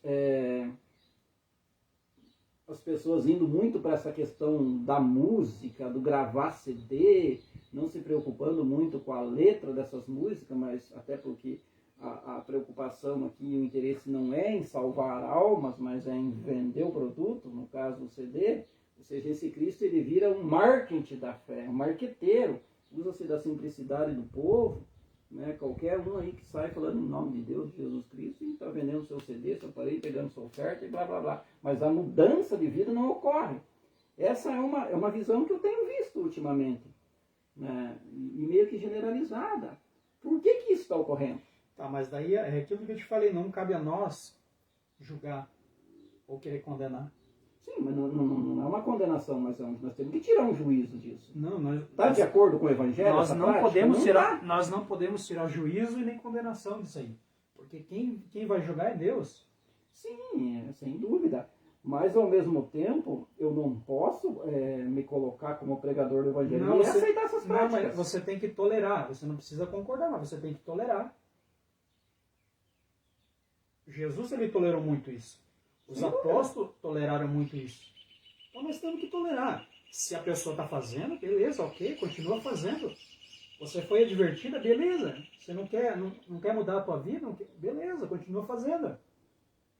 Agora não cabe a mim querer apontar o dedo para fulano A Sim, mas não, ou não, fulano mas- B. Não, você não vai apontar e fazer uma condenação à pessoa, mas a prática dela ela tem que ser condenável. Sabia Porque- que uma pracinha viu um piazão de 12 anos? Vai lá com a mãe. Deixa ele conversar tudo bem. Porque assim, Jesus Cristo, ele advertiu todas essas pessoas com quais ele teve contato. Nós citamos ali na frente, ali atrás, aliás. E ele deu uma advertência a eles, tipo, para salvar a pessoa. Mas a prática do pecado, ela tem que ser condenada. Não tem? Porque, por exemplo, nós entramos em várias questões aí hoje que tá muito light, tipo, tanto Você faz tem que como me tanto condenar, fez. você tem que me condenar então, Josmar. Não, o seu pecado. Hã? O seu pecado deve ser Então, condenado. pai, O meu pecado também. o meu pecado já é justificado, rapaz. Não tem como condenar o meu pecado, se ele já está justificado. Se Sim. Cristo já justificou meu pecado, não tem como... Sim, mas a partir da justificativa, você automaticamente você precisa ter uma mudança de vida. Senão Mas, não faz jus a essa Josmar, conversão. a mudança na vida do ser humano, ela não acontece pela nossa imposição. Não, pelo É o Evangelho. não é o Evangelho, é o Espírito de Deus que ele vai te convencer. A Bíblia diz que ele tem que convencer do pecado, da justiça e do juízo. Então não é nós, não é minha imposição. Mas sem dúvida, acho que você não entendeu a minha interpretação. Tipo, sem dúvida, eu não posso fazer um julgamento da pessoa, eu não posso fazer um... Agora, Mas o você ato mas- praticado, ele tem que ser apontado como erro, como pecado. Não, Senão não há uma mudança. Não, você tem que advertir. A Bíblia diz que nós temos que advertir os nossos irmãos com amor. Não tem nada a ver com condenar ou... Não tem nada a ver. Nós temos que advertir com amor, com mansidão. Mas os nossos pecados passados, presentes e futuros, eles já estão justificados. Então não existe não existe essa possibilidade de eu querer apontar o dedo para fulano ou ciclano. Ah, você está errado, você está fazendo... Está errado, beleza. A gente enxerga que está errado. Entendeu? Só que o que nós temos que fazer? A Bíblia diz que nós temos que orar por ele. Mais nada. Tem as minhas dúvidas. É uma coisa que mexe bastante comigo hoje, que eu me preocupo muito com essa questão, porque não vejo muita mudança Agora dentro daqueles que se dizem Agora cristãos. na questão que você tocou na questão, Porque a pessoa diz, Daí- eu professo a fé, eu sou cristão. Tá, beleza, creio em Cristo, estou salvo. Você passa na bodega, ele está tomando cachaça com todo mundo. não tem problema, meu amigão. Beleza, não vai para a igreja, não paga, não contribui com, por exemplo, com o dízimo, não faz uma devolução do dízimo. Ele não defende questões familiares, Disciplina. casamento entre homem e mulher, a família tradicional. Ele vai entrar pelo caminho da disciplina. Algumas coisas nesse sentido assim. Nós não estamos abrindo mão de muita coisa em nome dessa... Não, porque o Evangelho de Cristo é isso. O Evangelho de Cristo ele não veio para condenar eu. Sem dúvida. Mas É como- nós que queremos condenar. Sim, sem dúvida, isso é claro. Agora, como que fica a pregação do Evangelho? Como é que eu vou falar desse Evangelho de Jesus para uma pessoa dessa e dizer para ela que ela pode continuar do jeito que ela está? Não, você Não não, posso? deve. Exatamente, você não deve dizer para ela. Então, Até porque se eu falar isso aqui, eu estou numa live contigo, Sem mas dúvida. se eu falar isso aí numa igreja, rapaz do céu, eu vou arrumar um problema enorme. mas o cristianismo é para arrumar problema. Entendeu? Então assim, ó, você não deve falar para essas pessoas que elas têm que continuar naquele muito pelo contrário. Ela precisa se converter, mudar de vida. Não, ela não precisa se converter. Entramos na polêmica. Você tem que pregar o evangelho, porque ela já foi salva. Você não tem que pregar o evangelho da salvação para ela. Você tem que trazer ela pelo caminho do amadurecimento, para ela amadurecer na fé. Para ela entender o propósito de Deus na vida dela. Sim, mas como é que você vai fazer isso? Você vai fazer isso dizendo que aquela prática da qual ela está fazendo não condiz com o Evangelho cristão. Josmar, ela aceitou Jesus, ela creu em Jesus. Ela confessou o Senhor. O Espírito Santo está dentro dela. Se o Espírito Santo não convencer ela, rapaz, quem sou eu? Como que eu vou conseguir? Se o Espírito Santo que está dentro dela, que está no dia a dia com ela, tentando convencer ela de que a prática dela é pecado, é errado. Então a pregação do Evangelho para você ele seria o quê? Ide por todo mundo e anunciar o Evangelho. Agora depende de que evangelho, né? O que você entende então como o Evangelho? que você entende, então, como o Evangelho, como uma pregação do Evangelho, por exemplo, em nome de Jesus Cristo? Essas que nós estamos tendo hoje no nosso mundo, na nossa religião. Se a pessoa, tá, mas assim, ó, se a Se pessoa... o cristão é a luz do mundo, é o sal da terra.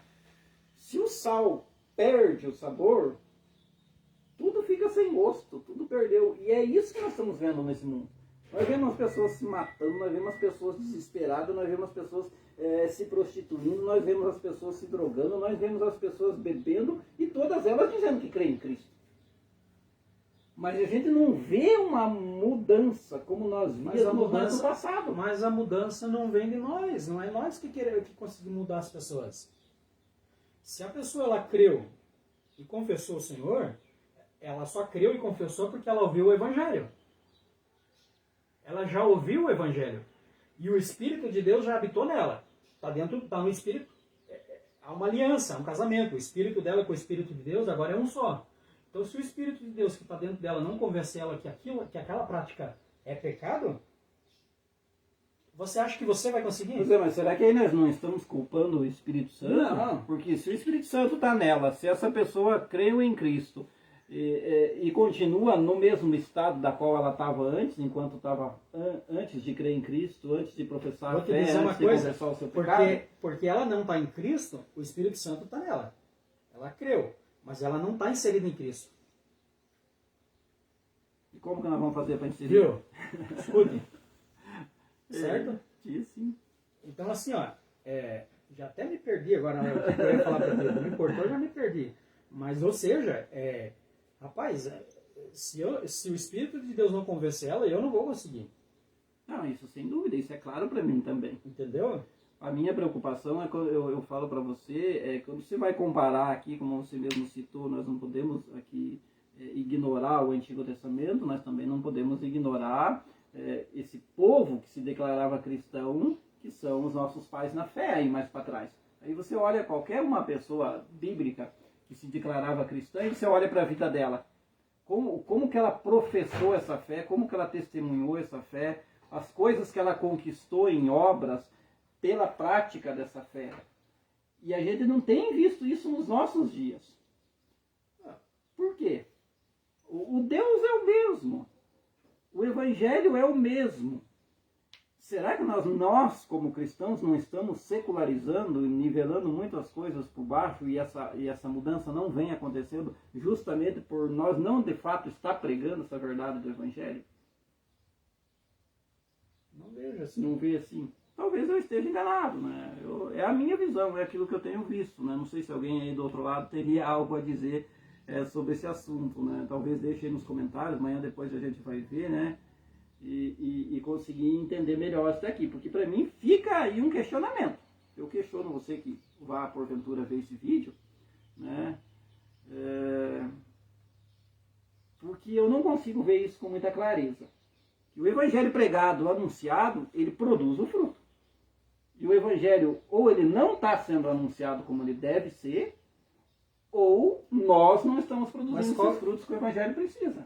Mas qual que é o fruto do Evangelho? Qual que é o fruto do Evangelho? Aí entra a questão da pessoa. A mudança de vida da pessoa, ela tem que aparecer em algum momento da vida dela.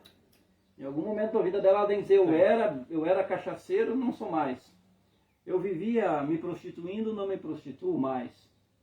Isso tem que ficar em evidência para a comunidade, para os cristãos. A libertação, Josmar, a libertação das pessoas, algumas acontecem instantâneo, é instantâneo. Eu ouvi o Evangelho, o negócio é instantâneo.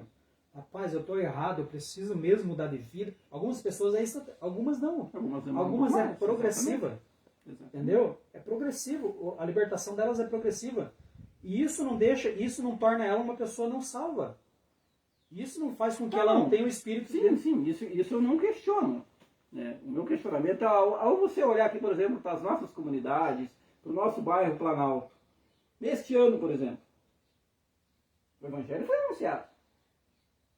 O Evangelho foi pregado. Sim. Quantas pessoas você viu mudar de vida em 18 mil habitantes que nós temos no bairro Planalto? Na minha comunidade, para ser bem sincero para você, nós continuamos com as mesmas pessoas, com os mesmos perrengues, com os mas problemas aí, dentro, mas e a gente não viu conversão de pessoas. Tá, mas aí, Josmar, aí... Pelo menos aos nossos olhos. Aí, né? aí você está fazendo pré-julgamentos, porque você não conhece o dia a dia das pessoas. Você não convive com elas, você não dorme com elas. Você não tá morando com elas. Então, porque a transformação, a mudança de vida é uma coisa particular. Sim, mas ela se manifesta de alguma forma. É isso que eu quero dizer para você. Se houve uma mudança de vida, a pessoa não vai estar frequentando os mesmos lugares e fazendo as mesmas Mas práticas. aí que eu falei pra ti, é progressivo. Algumas pessoas é instantâneo, algumas pessoas é progressiva. Algumas pessoas... E não é porque elas não querem largar tal prática, é porque Deus ele não quer que elas larguem. Rapaz, eu nem vou entrar nesse assunto, porque senão eu vou te dar... Então vamos deixar esse Não vai assunto ganhar o aqui para código. um próximo vídeo, né? Talvez precisamos dar um pouco mais de tempo, né, para que isso ocorra, né, para que nós possamos de repente ver esses frutos desse evangelho que está sendo pregado hoje. Porque, a meu ver, há alguma coisa estranha aqui. A meu ver, eu posso estar completamente errado como pessoa humana e na minha visão. Mas eu tenho que ser sincero, e uma das coisas que eu sou, e por isso arrumo muito problema, é falar aquilo que eu penso com sinceridade e de fato acredito naquilo que eu estou falando, né? Dentro da minha visão. Isso não quer dizer que eu não seja flexível, por isso estou dialogando contigo. Para mim, ouvir de você é um outro lado. Nós temos que ter um coração disposto a Sim, aprender, né? exatamente. Então, a minha visão eu expus aqui para você. Você conhece o nosso bairro, você conhece boa parte das pessoas aqui, você conhece as comunidades que nós temos aqui, de diferentes linhagens doutrinárias, mas todas, ou a grande maioria, se coloca como cristã.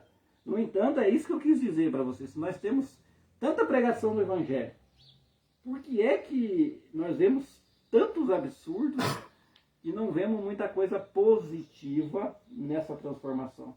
Porque o Evangelho ele tem que produzir algo.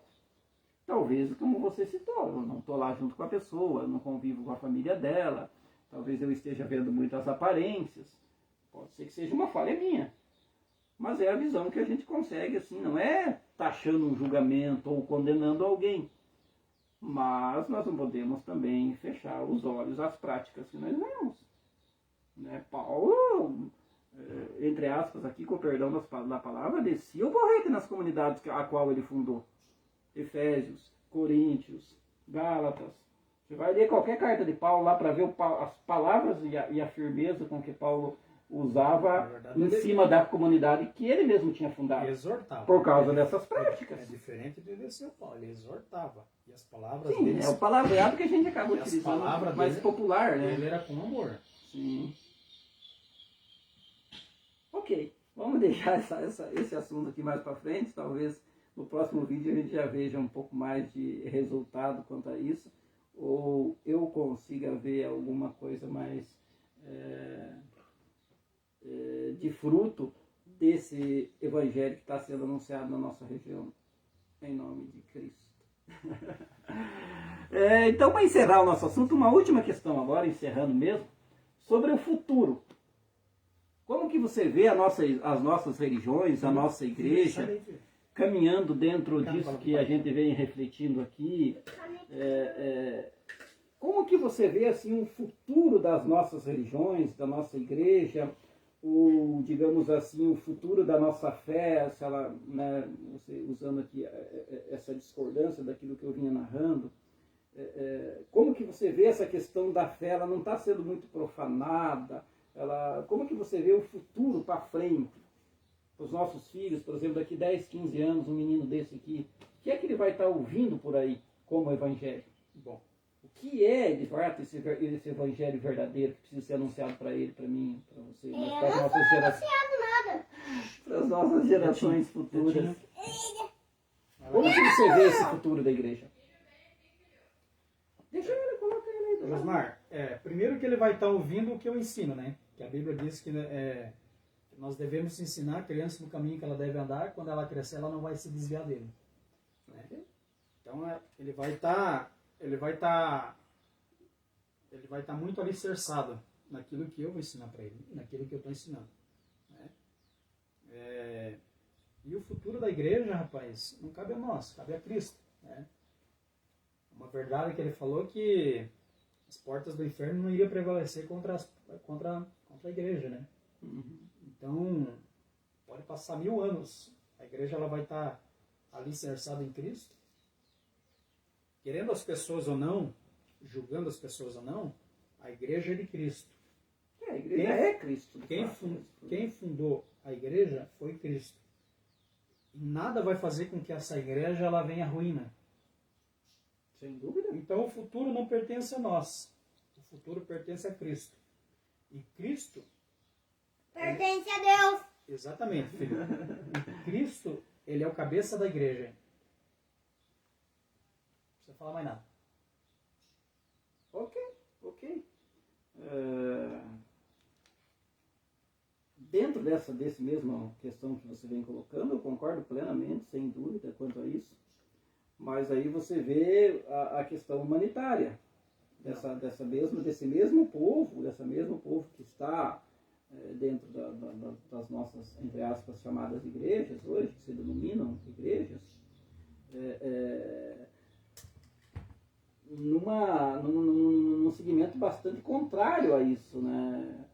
Que a igreja nunca será aqui destruída, não há dúvida disso, né? Que a verdade, ela sempre vem à tona, né? A gente passa por momentos, como acredito esse que a gente está passando, é um momento de muita mudança, de muitas incertezas que a nossa humanidade vem vivendo. Eu digo a nossa humanidade, porque o Cristo continuou o mesmo, o Evangelho continua o mesmo.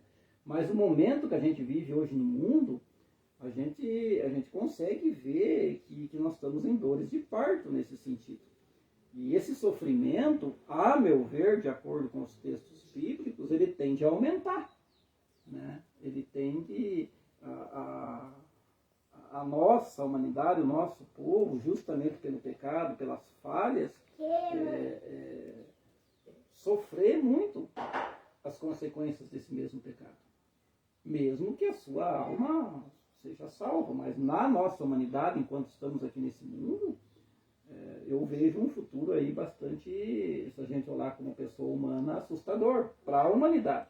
Agora, na questão da igreja Cristo, como Cristo é a igreja, Pai, mas não me deixa ficar aqui. sem dúvida que ela vai prevalecer e ela não será destruída. Agora que ela será bastante crucificada, chicoteada, colocada como um nada, ou até mesmo sendo proibida até a expressão, que provavelmente logo isso vai ocorrer, a gente Mas caminha essa para isso. Josmar, mas essa é a proposta do Evangelho. É uma coisa que vai acontecer. Entendeu? Jesus disse, aquele que quer vir após mim, negue-se a si mesmo, tome sua cruz e siga-me. Ou seja, o mesmo caminho que Jesus ele trilhou, a igreja ela tem que trilhar, e está trilhando. Entendeu? Uma hora vai se fechar o cerco e não adianta, nós vamos ter que encarar. E as ovelhas serão separadas dos cabritos, e aí chegou mas não a hora derradeira, né? Mas não é aqui não. Esse texto não é aqui não. Esse texto de a ovelha será separada dos bodes, não é aqui não. Isso aí é um outro departamento. Uma hora a gente fala sobre isso. Agora tu não vai ganhar o código. Então tá bom. Então, Josmar, o futuro não pertence a nós. O futuro pertence a Deus, a igreja de Cristo. Cristo é o cabeça da igreja. E não há nada, ou nenhuma ação humana que possa fazer com que a igreja ela venha à ruína. Concordo plenamente. Nesse quesito, de acordo. Ok? Diante do nosso diálogo, então, aí, vamos encerrando aqui a nossa conversa, né? Você que porventura vem assistir o vídeo aí para frente, ou porventura tem acompanhado durante o nosso diálogo, a nossa conversa, né? A nossa tentativa de aprender aqui, enquanto nessa caminhada de cristão, como pessoas falhas e pecadoras, né? Deixa aí sua sugestão, deixa aí sua visão, deixa aí a sua crítica, né? Aponte-nos caminhos, né? Que de fato seja aí levado para esse Cristo, né? De acordo com o Evangelho. Coloca aí a tua visão, coloca o teu pensamento, né? E de repente em outro vídeo a gente aborda a sua colocação, a sua visão de Evangelho de Jesus Cristo. Mas, muito obrigado. Valeu, Anderson. Até uma próxima, né? Vamos ficar bem de boa aí e na paz de espírito. É isso que importa, né? Jesus Cristo é o Senhor, hoje e sempre. Hoje e sempre, Ele é o único caminho, não existe outro caminho. E, rapaz, qualquer outro caminho que tem esse subterfúgio é furada. Amém. Louvado seja nosso Senhor Jesus Cristo e para sempre seja louvado. Até uma Nós. próxima. Valeu.